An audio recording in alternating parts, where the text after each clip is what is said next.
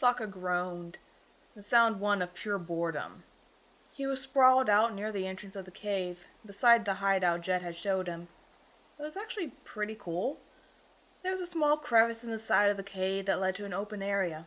Eye holes were set in just the right area so that if you wanted, you can clearly see the canyon while remaining completely hidden. There was even a skylight to let the sun in and keep the room bright. Definitely earthbenders. Jet said that Longshot thought that the place had once been some kind of illegal hideout, like a speakeasy or one of those underground fighting rings that was apparently all over the Earth Kingdom, and the crevice was their lookout spot. It turned out former illegal hideouts were a great place to hide current illegal activities, like kidnapping. Who knew? It was obvious the freedom fighters had done stuff to make the place more comfortable. There were simple hay-filled pillows laid around, along with extra blankets. No books, but there were simple games and tools to sharpen weapons, as well as some stuff that looked like it was for arrow making and a pile of wooden practice weapons. Sokka had used the tools to sharpen his boomerang, his machete club, and his hunting knives, but it had taken all of 20 minutes. He'd mastered the cup game, fluffed every pillow, and placed the small room a couple dozen times, and there were still hours left before the end of his shift. So bored.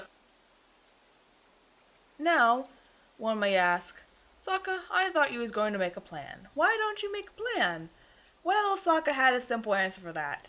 Just as it was hard to drink water when your lips were numb, or hard to walk when your foot was numb, so too was it hard to plan when your mind was numb. And the cave was mind-numbingly boring. So there!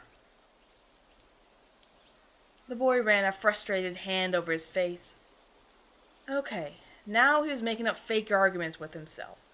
He had officially hit rock bottom, which probably meant he should stop avoiding going to see the firebender.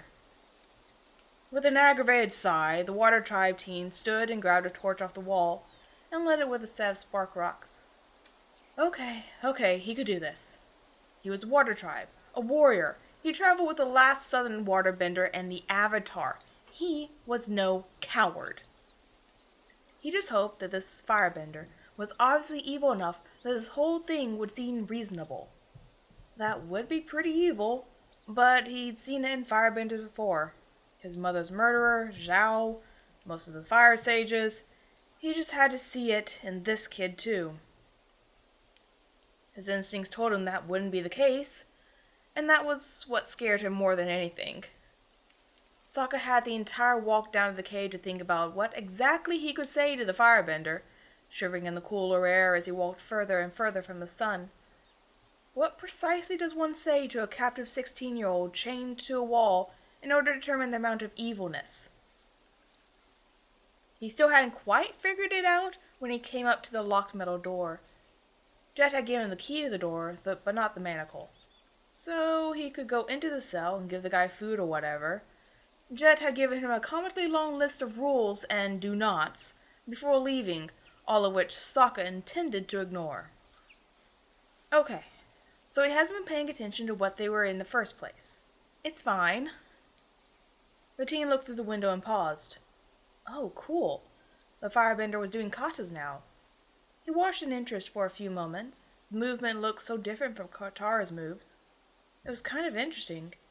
Different. Not quite as flowy, but just as graceful. Come to think of it, the moves were pretty different from Zhao and his crew too. They almost reminded him of basic katas Dad taught him for his machete club before he left. No, the firebender was using his offhand more. It reminded him of Kyoshi Island. Not quite as smooth, but moves forward 2 weapons, maybe. The curious teen leaned against the door for a moment and just watched, intrigued by the graceful movements.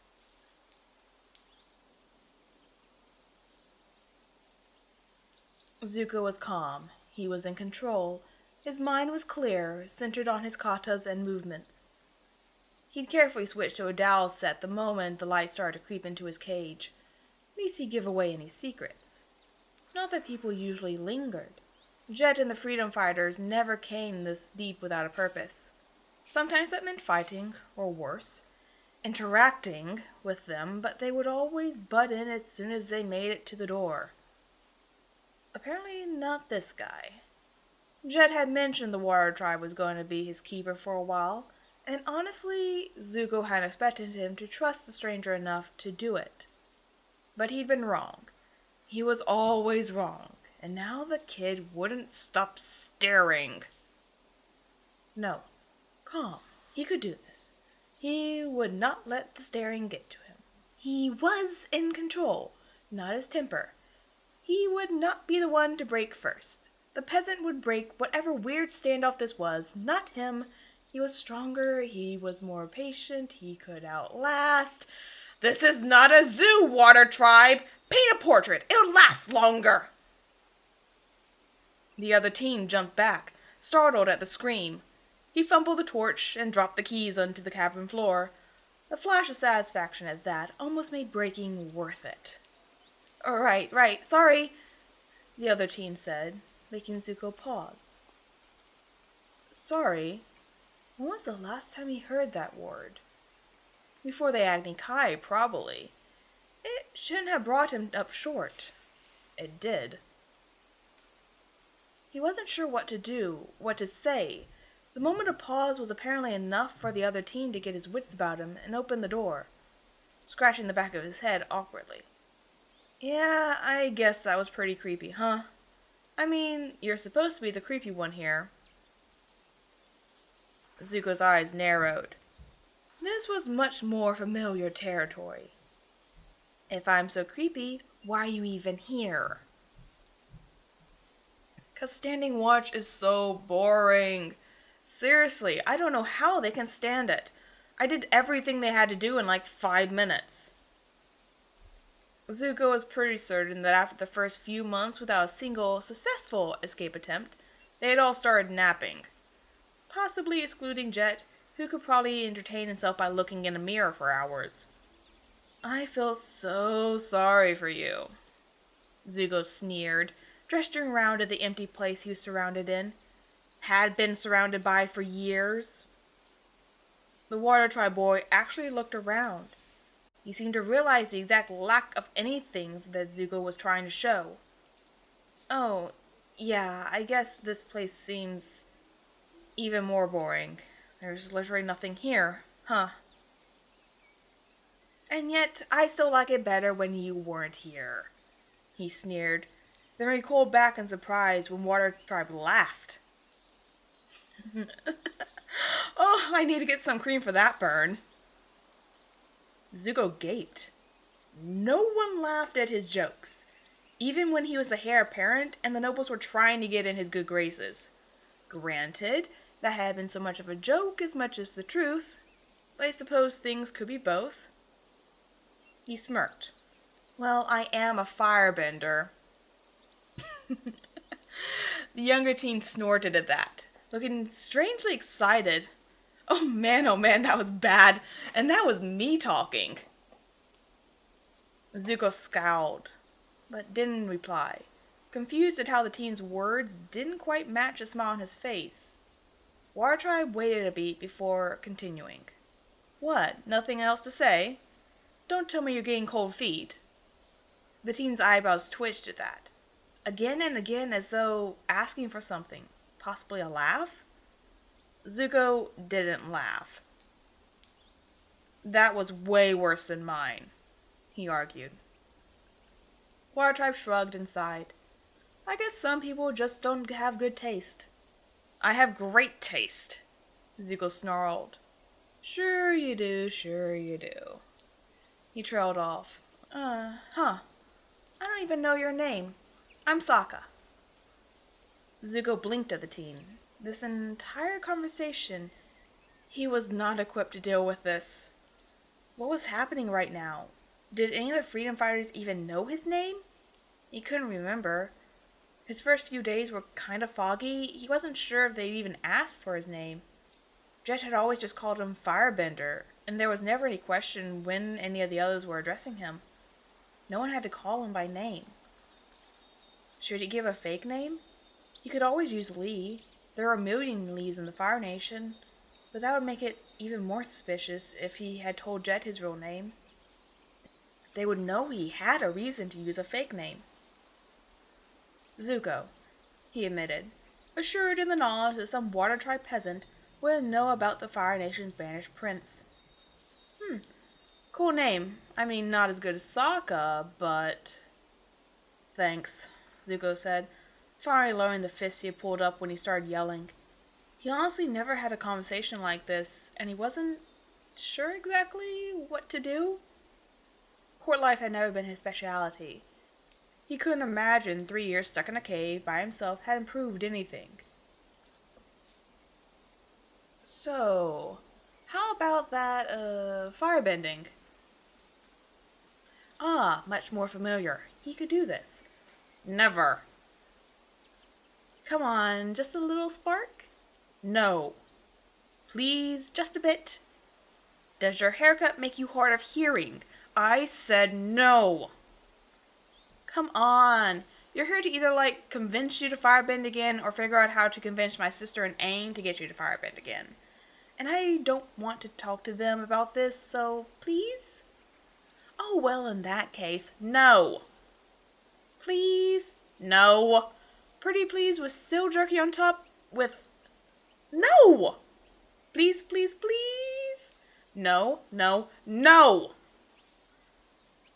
I have it on good authority, my sister, that I am literally the most annoying person in the world, and you can't storm off into a glacier. So, please, please, please, please, please, please, please! Zuko opened his mouth to say no again, but before he could, he caught the sound of a familiar metallic thrill. He relaxed, which Sokka didn't seem to notice as he continued to chant please. Zuko scowled. Shut up! Zuko shouted, startling the young teen into silence, the almost bird-song thrilling through the cave. But Sokka was still just looking at the Fire Nation teen expectantly.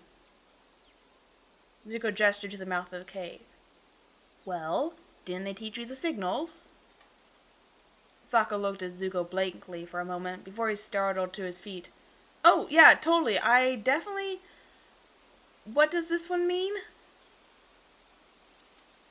Zuko rolled his eyes. It means one of the non-combatant kids is here at the lunch. They aren't allowed to go past the mouth of the cave, so you have to go get it. Right, I knew that. I was just testing you. Zuko rolled his eyes as Sokka rushed to the door, as if they had never told him the signals. No, he had figured them out himself. The tan teen looked back as he slammed the door shut. Please?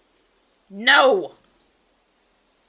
Zuko yelled at a cackling Sokka as the Water Tribe teen ran back up the cave.